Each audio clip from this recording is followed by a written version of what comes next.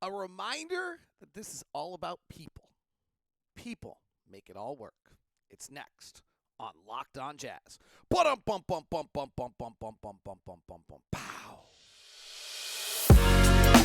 You are Locked On Jazz, your daily podcast on the Utah Jazz.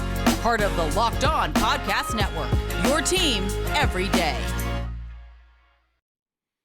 Hello, how are you? I'm David Locke, radio voice of the Utah Jazz, Jazz NBA insider. This is Locked On Jazz for the 15th of February. All-Star Weekend is upon us. We'll talk about that and how people make all of this work and mention them and shout them out and give them a little love and remember that aspect of things after I had a super interesting last night. Drip, drip, drip. The plan with the rookies, Ochai, Abagi, and Walker Kessler as we move forward. The Memphis Grizzlies, are they the model for us? And look at the Jazz schedule. Is playin like a really realistic possibility after the trades? We're touching on all those things on today's edition of Locked On Jazz. Thanks very much for tuning in. As I mentioned, I'm David Locke, radio voice of the Utah Jazz, Jazz NBA insider, and this is Locked On Jazz, your daily podcast on the Utah Jazz, giving you insight, expertise, geeky numbers, and hopefully making it way better to be a Jazz fan each and every day. Thanks so much for making Locked On Jazz your first listen each and every day. Thanks so much. So I'm struck today, and I'll give a backstory on it. Last night, Jazz assistant general manager Dave Fizdale was super generous and took the communications staff, so broadcast and media relations out, and Will Hardy did as well for dinner last night. And I sat at the end of the table with Dave Fizdale and with Dr. Ron Kimmons. For those you don't know, Fiz's backstory, Fiz was the head coach, longtime assistant Miami with the LeBron teams, head coach in New York, head coach in Memphis. He grew up as a mixed-race black-white kid in the middle of inner-city L.A., in the midst of kind of the gang violence of the 80s. Dr. Kimmons is this incredible sports psychologist who works with our players. He grew up in Detroit, has gotten his PhD, and lives in Oakland through some schools there, and is really interesting. They had both been to the Civil Rights Museum the day of. They all went to the Civil Rights. And I think there was a rawness and an openness to that experience, and then a rawness and sharing of their lives last night and experiences, and then thoughts on the world and Michigan State and homelessness. It was just an incredible night. Like, we ran from food deserts to homelessness to gun control to mass shootings to power structure to the burden of the weight, I think was the word they used, of being a black man in America, to all of these different incredible topics. And hopefully I listened enough, because I was only so fortunate to be there in that conversation and to learn. And maybe this is having not been on the road a lot. We had this really kind of strange schedule where we didn't play road games for 30 days. Maybe this is because we have this mammoth event coming to our city that is so great. But the amount of people that are involved, that are real,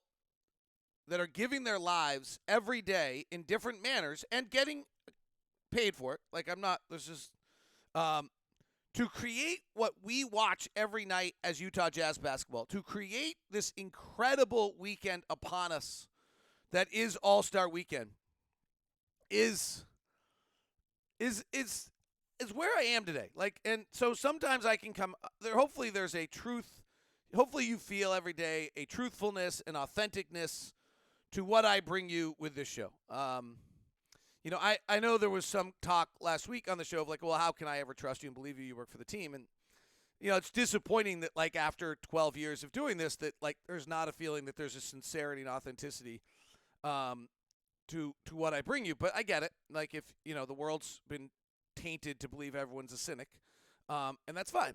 And but I do think that hopefully you feel an authenticity to what I bring you each day. And that's, honestly, being back on the road and watching. And it can be as simple as watching kind of a hysterical scene yesterday. The weather here wasn't very good. It was super cold and windy and rainy. And Frank Barnett, one of our medical team guys who is just incredible, PhD, super bright, works with our players to make sure that they're healthy and doing well, and has a pretty darn good track record with that. Working with Colin Sexton in the pool at the hotel yesterday on like a rainy, windy day. Like, it was great to see Collins come in, but you could watch them walking in, like, and him, and Barnett being like, all right, we gotta do this. Like, there's so many people that are a part of the little things with the team. And then there's this weekend we have upon us.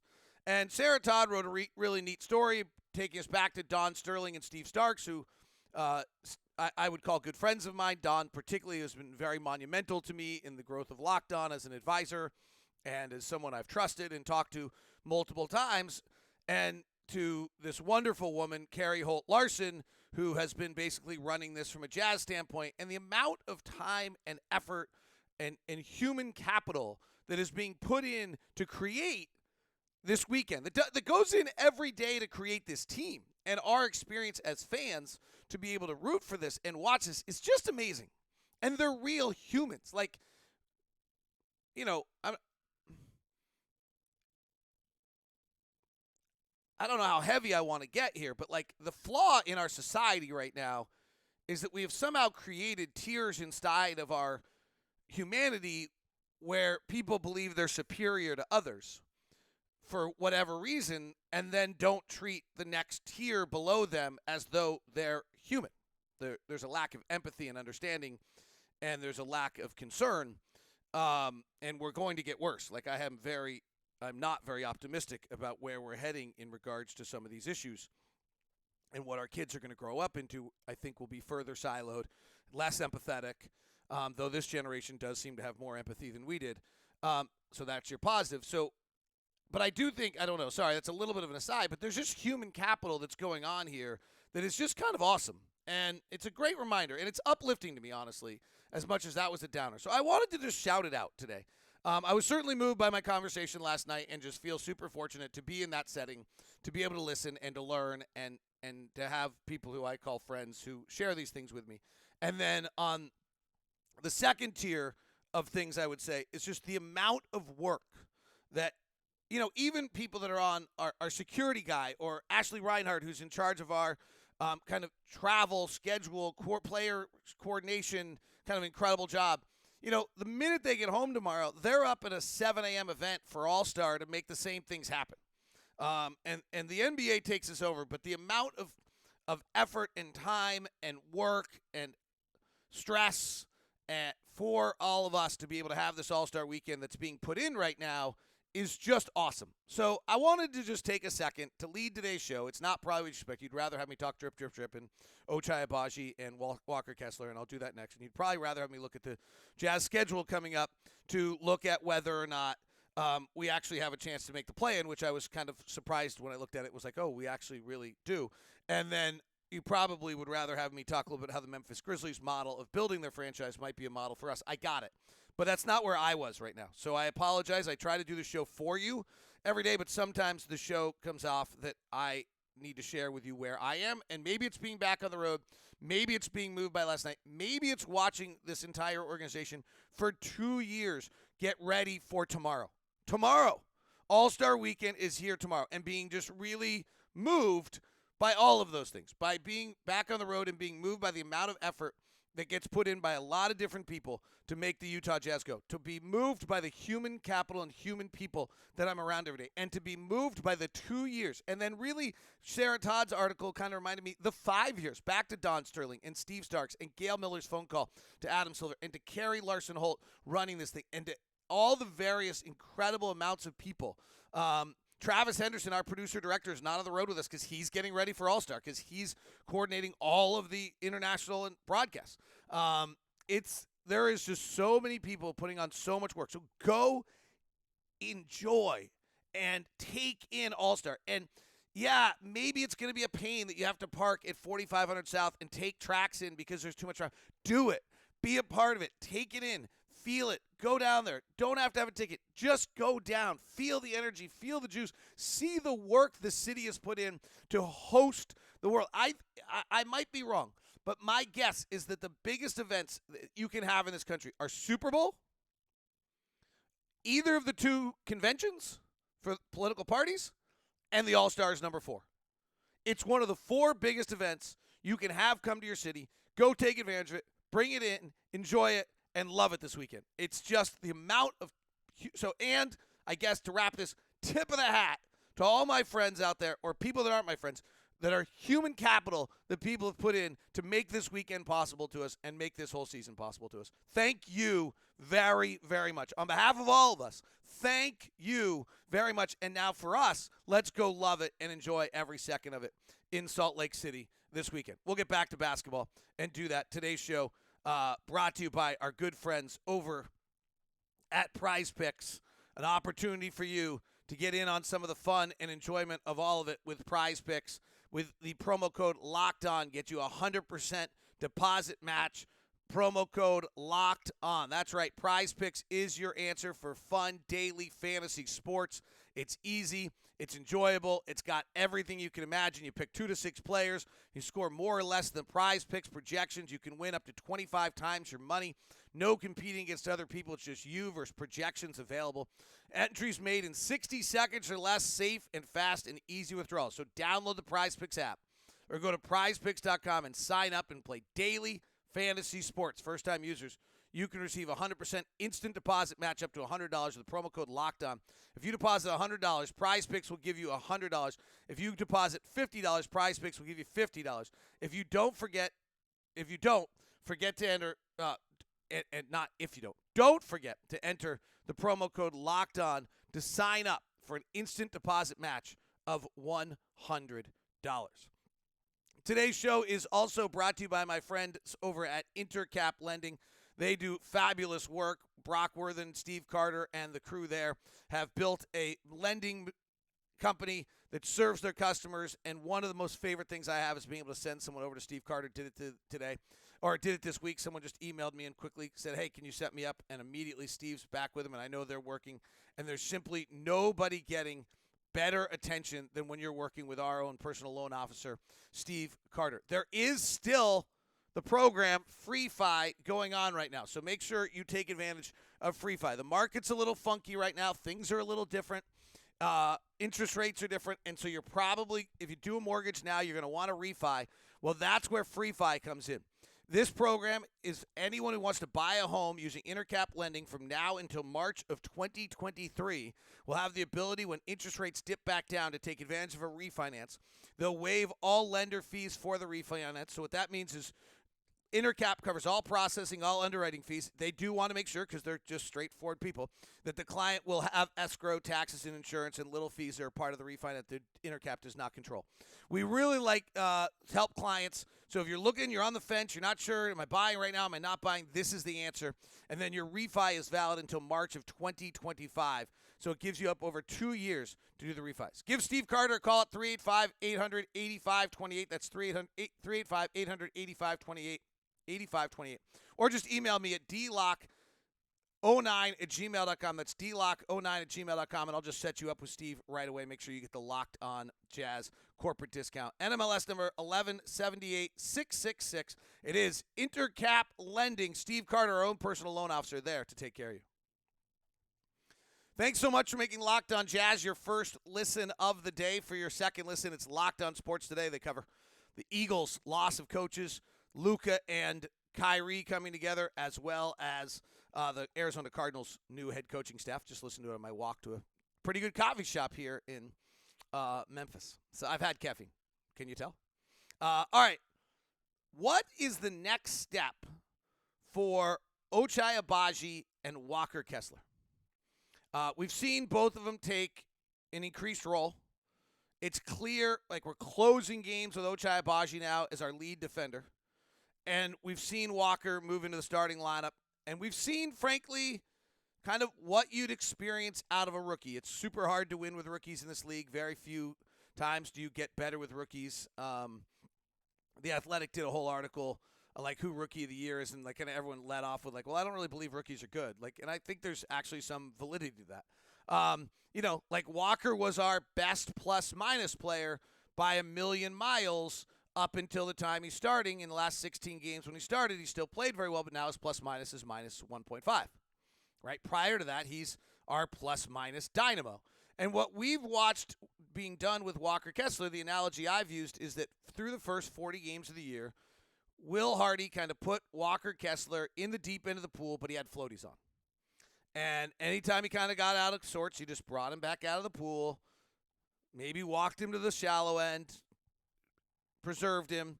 And then, right about game 41 of the season, it was time. And the Jazz, or I think maybe Walker's 41st game of the season, probably about game 44, we put him in the deep end without floaties. And he has both sunk and swum. Like last game, he was not particularly effective. He played 19 minutes. Previous game against New York, he was okay, but he made a lot of mistakes late. Might have actually cost me. He might be super tired and overwhelmed, and that's part of this process. And so what we're watching right now is kind of a drip, drip, drip. That was the obvious drip, drip, drip with Walker, and now the process is, okay, what's it like to be ready every night? What's it like to play 3 games in 4 nights? What's it like to have back-to-backs and not have prep? What's it like to go up against a stretch like Jaren Jackson tonight, unlike if Steven Adams were playing? And how are you adjusting to each? What's it like when you have to be up on the pick and roll versus being back on the pick and roll? These are all the things, and then where are the areas you're going to have to improve? When is it that you're jumping after a jump ball? When is it you're not? Like, those are the things that I think are really the obvious moments here with Walker Kessler. And Will Hardy used the phrase that we're going to kind of just give these guys drip, drip, drip, drip, and give them these little tiny tidbits. Walker's pretty much in the deep end now. He is walking through every scouting report. We'll go through shoot around today. He'll have to deal with Jaren Jackson in the scouting report. He'll have to figure out how he's dealing with Ja Morant tonight. That's not the same thing as Tyus Jones and Santi Aldama, right? Like, he's dealing with Jaren Jackson and Ja Morant tonight, 2 guys that are going to be in Salt Lake, and they're going to play on Sunday, and Walker's going to play on Saturday. Or Walker's going to play on Friday. That's a big difference. And he was dealing with Santi Aldama and Tyus Jones. Tyus Jones, best backup point guard in the NBA, is really, really good. I'm not criticizing Tyus Jones. It's not Ja Morant, though. Tyus Jones is super good, but he's not playing on Sunday. And so that's what we're watching with Walker. And I think, one thing that has not happened is, like, our defense was wildly better with Walker on the floor. And I went and wondered, like, okay, well, if we suddenly start Walker, can we get our team to be a top 15 ranked defensive team in the league? I don't know if you remember, we did a segment about that at the time. Well, if you kind of look at us since, say, January 6th or so, when Walker kind of started, about game 41 when Walker started, and look at where we are defensively, we're not much better, actually.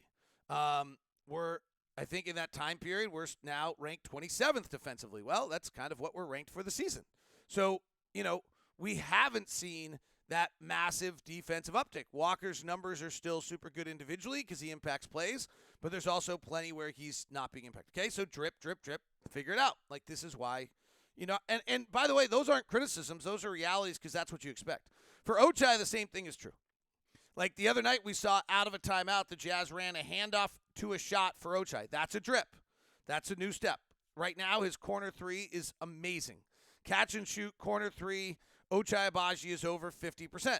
Can he get his legs underneath him and get comfortable with the above the break 3? Like, that's going to be the next one. He's made a few recently, but he's not great right now on the above the break 3. Ochai Abagi for the season is 52% on the corner 3. He's 21% on the above the break 3. Okay, that's the next step. Can he shoot off the move? Can he make a play with the ball in his hands? Or maybe more importantly, does he turn it over, and does he learn from how he turns it over? Drip, drip, drip. Tyrese Halliburton at the end of the game. Jalen Brunson at the end of a game on this road trip. I think he had Fred VanVleet at the end of the game on this road trip. So you're seeing him suddenly get the assignment on the toughest, most difficult defensive player that you can possibly have. Try to handle him, learn from it, start your book, start your little understanding. I remember watching Royce O'Neal year 1 versus year 2 do kind of become, as the go-to defensive guy, becoming way better, and Quinn Snyder saying to me, like, Of course, because this is actually no different than being a go-to guy offensively, where you learn how to do this, you get better, you add skills along the way, and you improve at it. And you understand like what it means and how to deal with it when a defensive guy like Dylan Brooks is on you.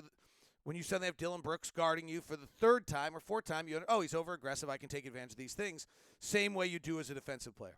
So we're seeing the drip of Ochai here for the rest of the way. Does he suddenly start? Does he suddenly play 30? I'm not, if somebody gets hurt, maybe.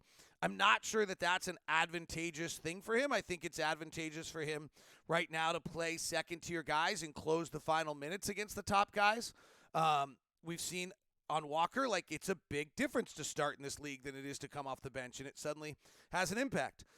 One thing I'd like to see on Ochai is that Ochai Abagi has gone 8 games without taking a free throw. Now, he doesn't play with the ball in his hands a great deal, but can he figure out how to use that strength in a manner so that he doesn't go 145 minutes without taking a free throw? Like, that's too long. Like, you're on the floor. You've got to be making an impact. You've got to be making some plays. Like, Ochai over the last 12 games and about 230 minutes has taken 2 free throws. Okay, drip. Like, be aggressive. Go to the basket. Find ways to make plays. Can you play out the bounce? If he's really just a catch and shoot wing, then I guess he's Reggie Bullock, and that's who he is, and that might be fine. But can he be Norman Powell instead of Reggie Bullock? And Norman Powell's making some plays off the bounce. That's a much better player. That would be a better step for us. And those are the little things you're watching. Memphis has done really interesting things building their team and have an incredible model. So let's talk about that as we continue, plus a quick look at our schedule. Today's show is brought to you by our good friends over at Built Bar. Built Bar, I can do product placement. I was on the Lakers show the other day. I did product placement. Here's a little product placement for you with Built Bar. Boom! Right there for you. These are left over from Christmas. I have my candy cane brownie puffs carrying me through this road trip. I super appreciate Built Bar. They are kind of the perfect, I don't have enough time to grab this, so I will grab my delicious treat, Built Bar. They're kind of the perfect, I don't want to have dessert tonight and get all fat and gross. So I will, at least for me, that's how I feel when I get bloated on the road. I don't mean that for other people, but that's personally for me. So I go to Built Bar and have that instead. I get 17 grams of protein. I get 150 calories. I get 8 grams of sugar in my candy cane. There's less in other ones, and it's an absolutely fabulous little snack to have. If you're close to a Sam's Club, you can grab the 13-bar box with brownie batter and churro. If you're near a Walmart, you can go get a 4-bar box of cookies and cream or coconut puffs. Or you can go to Built.com, use the promo code LOCKEDON or LOCKED15 or LOCKEDON15. We keep changing it, and so play around and see what you get. You should get 15% off with that promo code. That was really good by me, wasn't it? Not so much, David. So go check it all out at Built. It is the absolutely fabulous Built Bar. It's the protein bar that tastes like a candy bar. Today's show is also brought to you by Murdoch Chevy, located out in Woods Cross and in Linden. The truck lineup over at Chevy is incredible. There's nothing like a Chevy truck. The Silverado and the Colorado. And right now, 2.99% for 5 years and no payments for 90 days when you drive home the Colorado truck. The SUV lineup is great. The new 2024 Adventure Trailblazer is out with some awesome colors.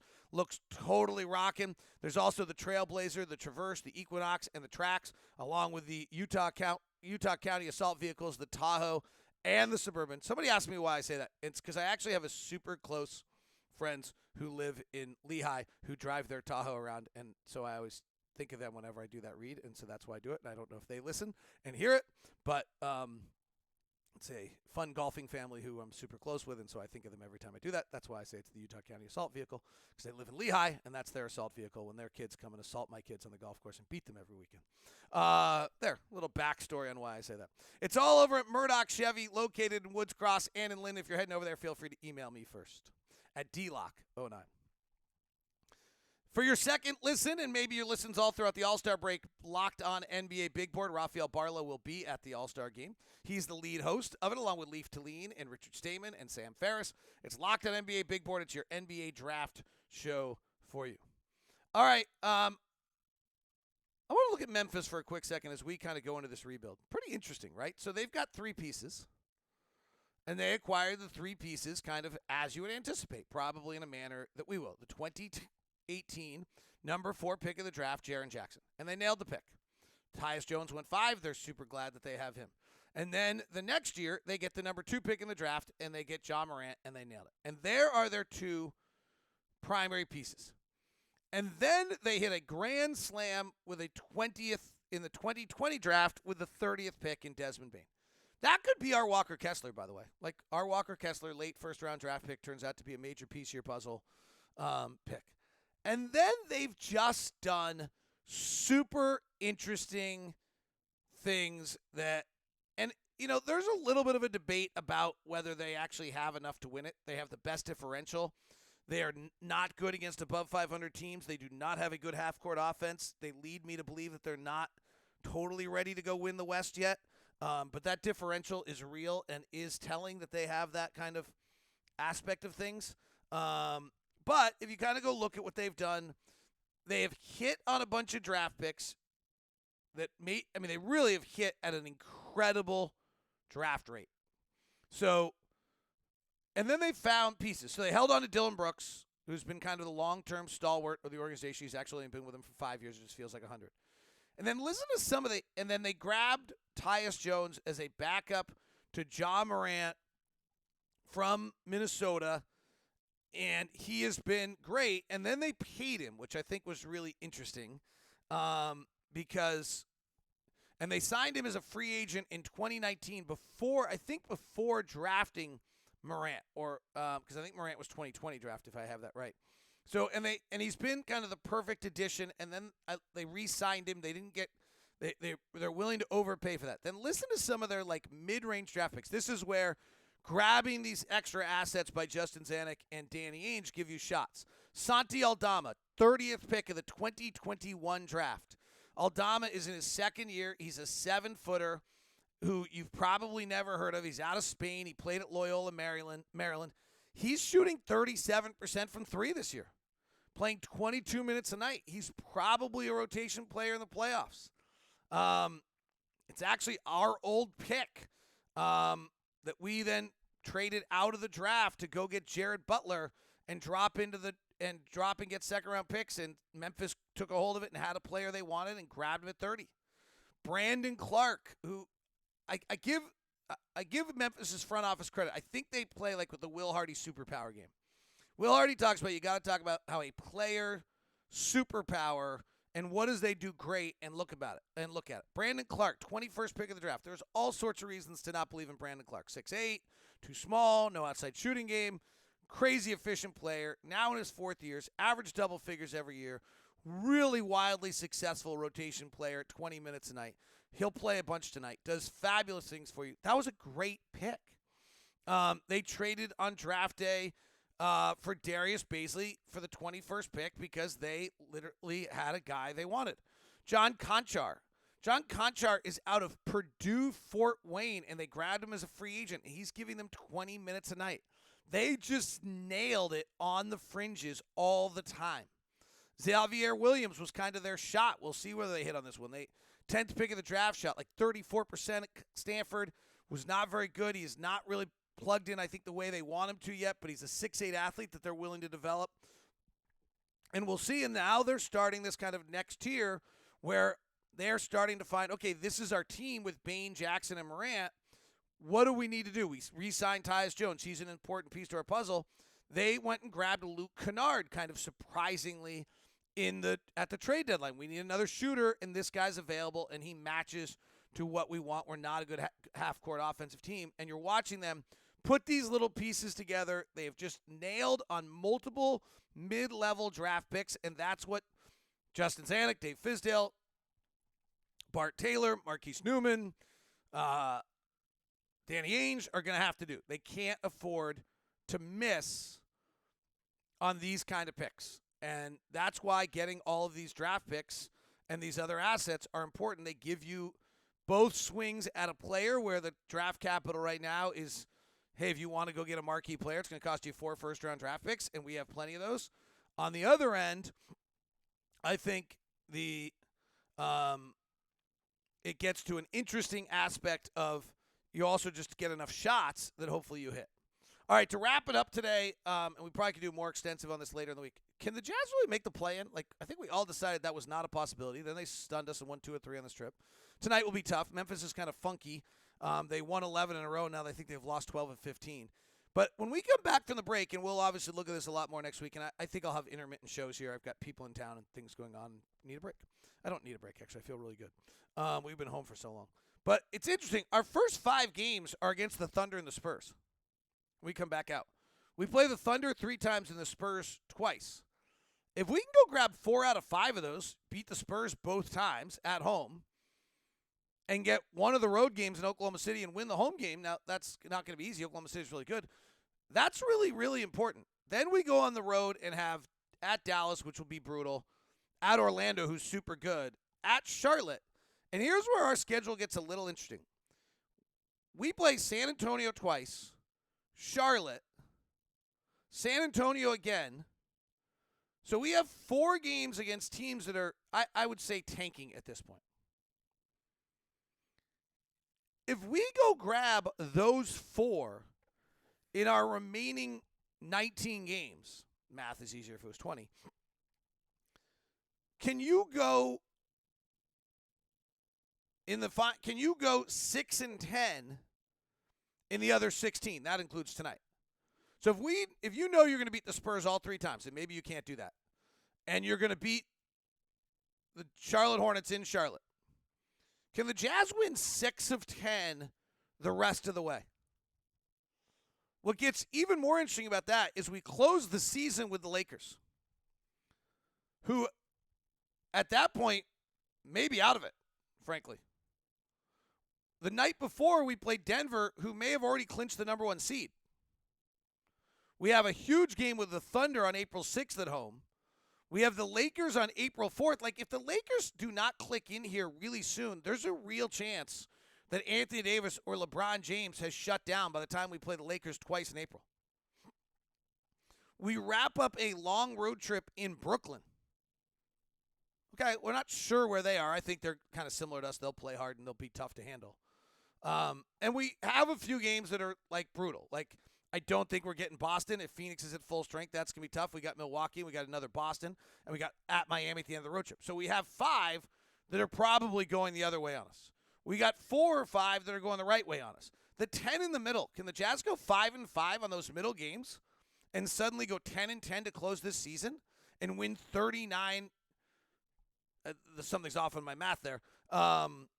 It's after tonight. We have 20 games left. So actually, that's the math is right. So if we, we'll see what we finish tonight. But can we then go 10-10 the rest of the way and win 39 games? That gets us into the play-in. If you go to 538 and those projection systems, I'm not always sure I think that they understand exactly where every team is.